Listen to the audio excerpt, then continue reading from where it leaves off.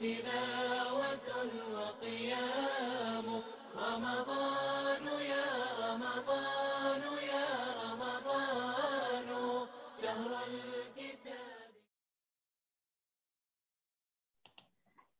بسم الله الرحمن الرحيم. الحمد لله رب العالمين، والصلاة والسلام على سيدنا محمد وعلى آله وأصحابه أجمعين. لازلنا في حديثنا عن اكتساب الأخلاق الحسنة خلال شهر رمضان، ونستعين بالله سبحانه وتعالى في هذا اللقاء على ذكر خلق لا يقل أهمية عن الصبر، ألا وهو الشكر. والشكر هو ذكر النعمة والثناء على المنعم بها.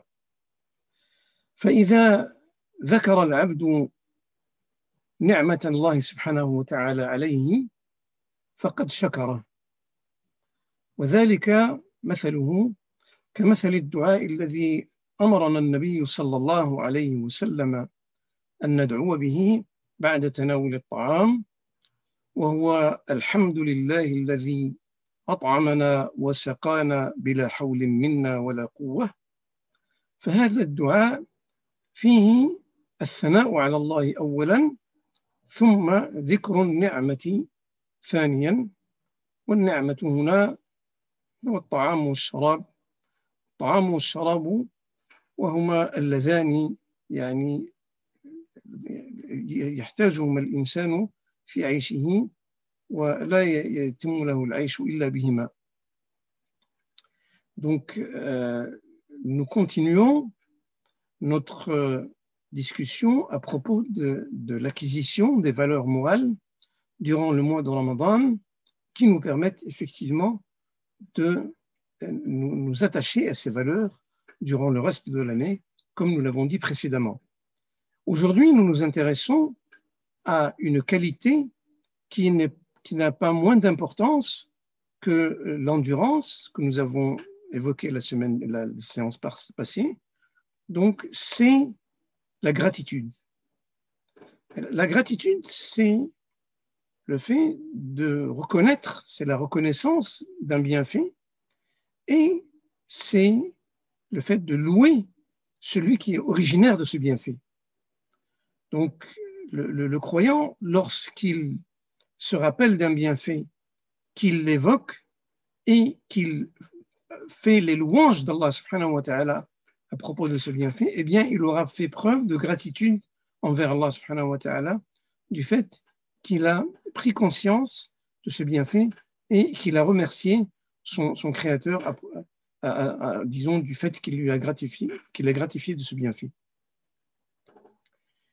L'exemple que nous pouvons donner, c'est l'invocation que le prophète alayhi salatu wassalam nous a ordonné de prononcer après nous être nourris. Donc le prophète alayhi salatu wassalam nous dit de prononcer Alhamdulillahi alladhi at'amana wa saqana bila hawlin minna wa la quwwa. C'est-à-dire en fait,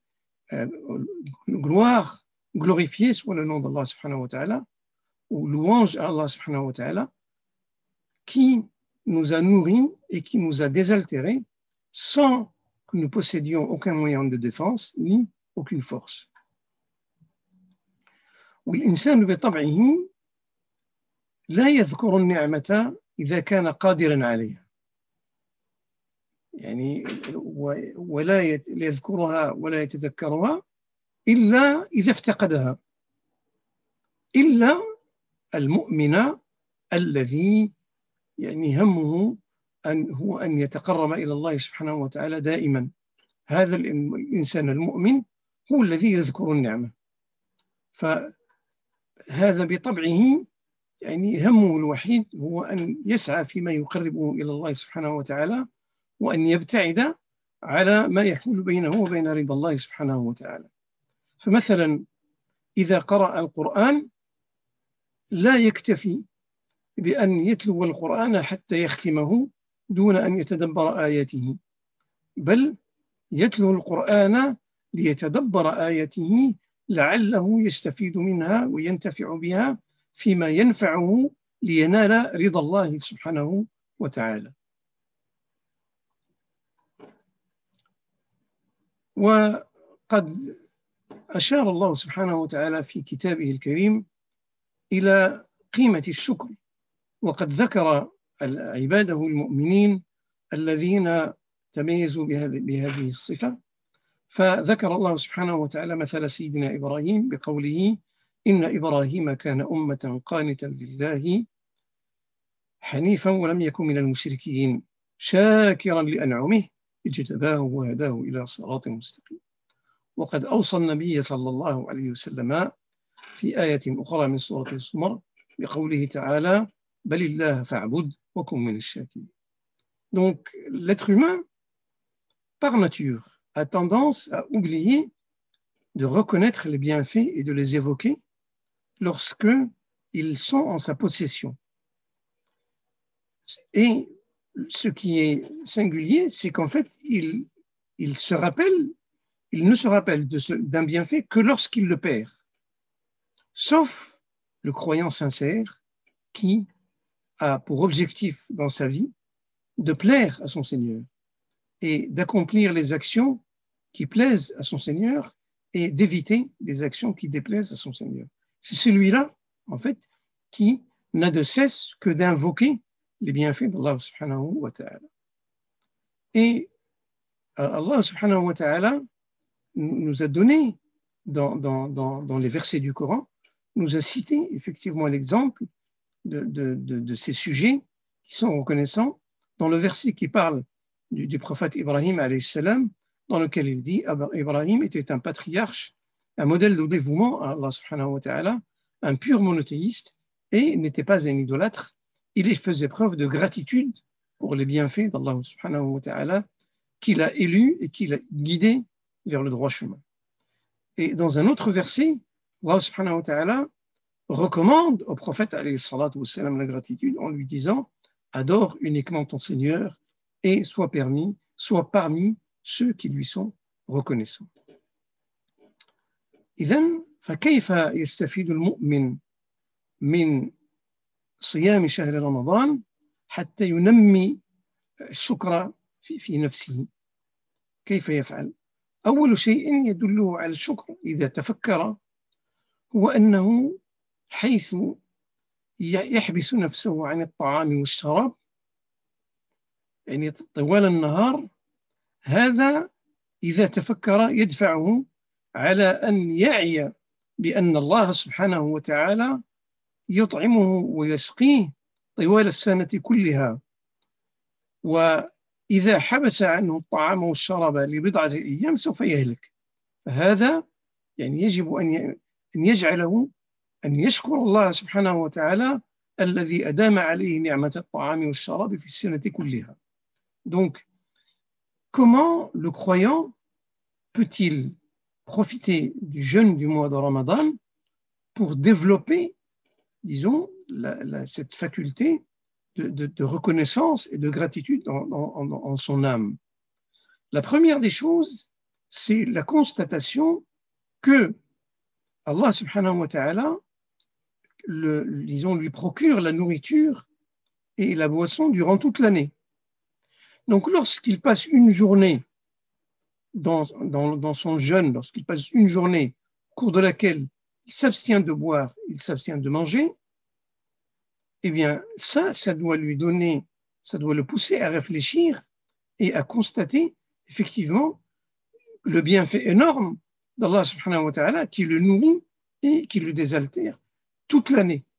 C'est une occasion effectivement de constater ce bienfait auquel peu de personnes s'arrêtent pour réfléchir et pour le constater et pour le considérer à sa juste valeur.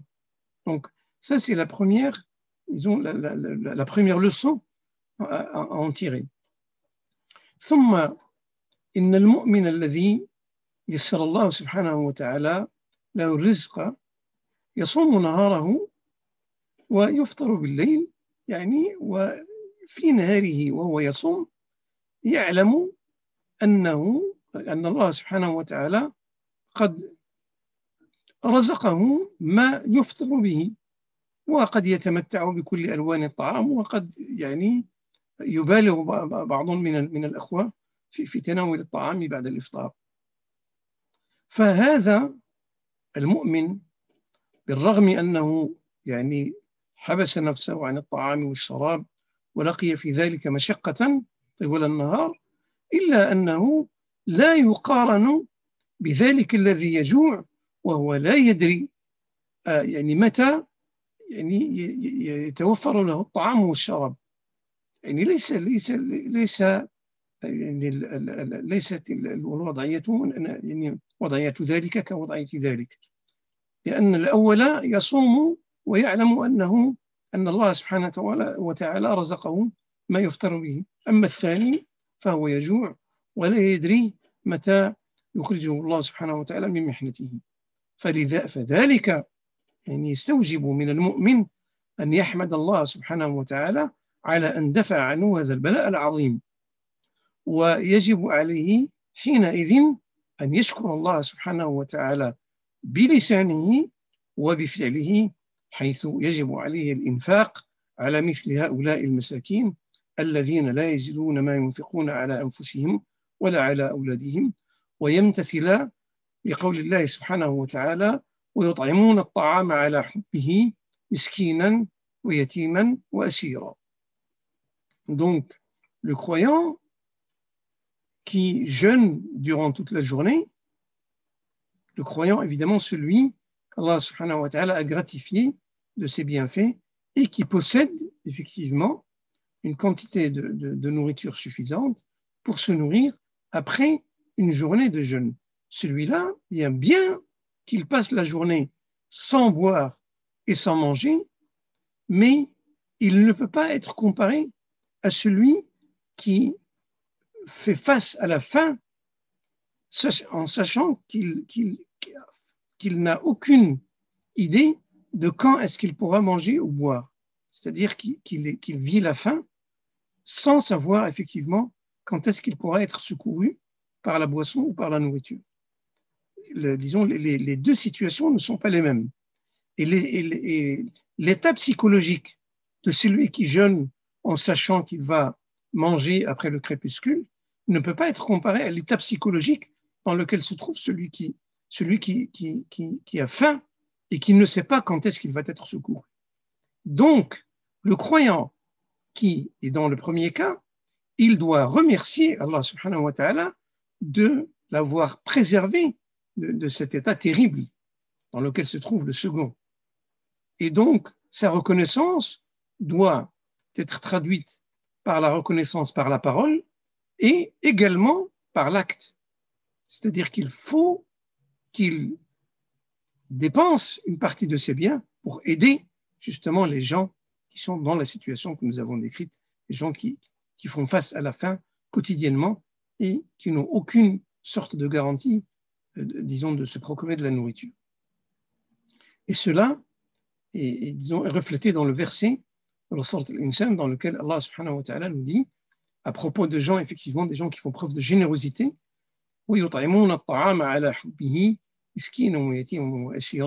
ceux qui nourrissent l'indigent, l'orphelin et le captif, malgré leur propre dénuement, c'est-à-dire malgré le fait qu'ils ont besoin eux-mêmes de se nourrir, c'est-à-dire ils partagent leur nourriture avec les pauvres. من يسلك طريق الشكر في شهر الصيام كما قلنا يعني هو يروض نفسه حتى يتعود على هذه الخصلة خلال السنة كلها، إلا أنه قد ينال من الثواب ما يجهله الكثير من الناس. فالشكر عاقبته أولا أن الله سبحانه وتعالى يدفع عنه العذاب.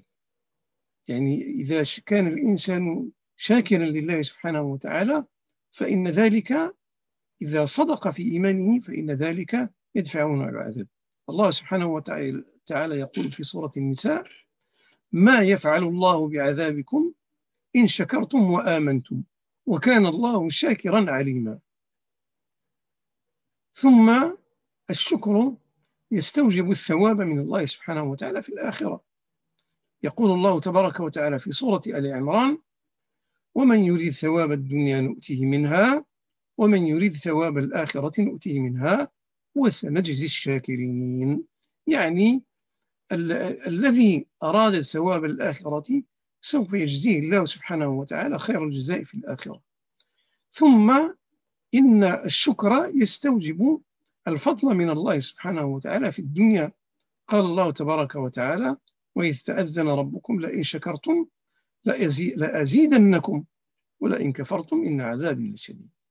Donc, celui qui suit la voie de la gratitude et de la reconnaissance des bienfaits d'Allah subhanahu wa ta'ala, eh bien celui-là, comme nous avons dit, s'il le fait durant le mois de Ramadan, eh bien ce sera un moyen pour lui de s'y habituer pour que ce soit une qualité dont il fera preuve durant toute l'année, d'une part. D'autre part, cette qualité a pour conséquence, disons, des bienfaits énormes. Le premier bienfait, c'est qu'Allah subhanahu wa ta'ala, disons, évite le châtiment à celui qui fait preuve de reconnaissance. Allah subhanahu wa ta'ala, dans la sourate An-Nisa, nous dit: Allah n'a nul besoin de vous châtier si vous lui êtes reconnaissant et si vous faites preuve de foi. Car Allah subhanahu wa ta'ala fait preuve de gratitude à ceux qui lui sont reconnaissants. Et sa science embrasse tout l'univers. Donc, premier avantage, si je suis reconnaissant envers Allah subhanahu wa ta'ala, j'évite son châtiment. Le deuxième avantage, Allah subhanahu wa ta'ala nous dit dans la sourate Ali Imran: celui qui recherche sa récompense dans ce monde, nous la lui accorderons, et celui qui la recherche pour l'obtenir dans le monde futur, nous la lui accorderons, mais nous traiterons avec faveur les âmes reconnaissantes. Donc celui qui ne veut que les plaisirs de la vie, eh bien Allah subhanahu wa ta'ala pourra lui procurer les plaisirs de la vie. Par contre, les plaisirs de la vie future seront réservés à celui qui aura fait preuve de reconnaissance envers ses bienfaits. Troisième bienfait, c'est que la reconnaissance des bienfaits et la gratitude envers Allah subhanahu wa ta'ala fait que Allah nous procure ces bienfaits durant notre vie sur terre. Allah subhanahu wa ta'ala nous a dit: votre Seigneur vous a prévenu en disant: j'augmenterai ma grâce si vous êtes reconnaissant, mais mon châtiment sera impitoyable si vous faites preuve d'infidélité. فلنحرص على الإكثار من شكر الله سبحانه وتعالى في هذا الشهر الكريم، ونشكره باللسان وبالفعل بالإنفاق في سبيله، لعلنا نصعد درجة يرفعنا الله سبحانه وتعالى بها في الدنيا والآخرة. وصلى الله وسلم وبارك على سيدنا محمد وعلى آله وأصحابه أجمعين، والحمد لله رب العالمين.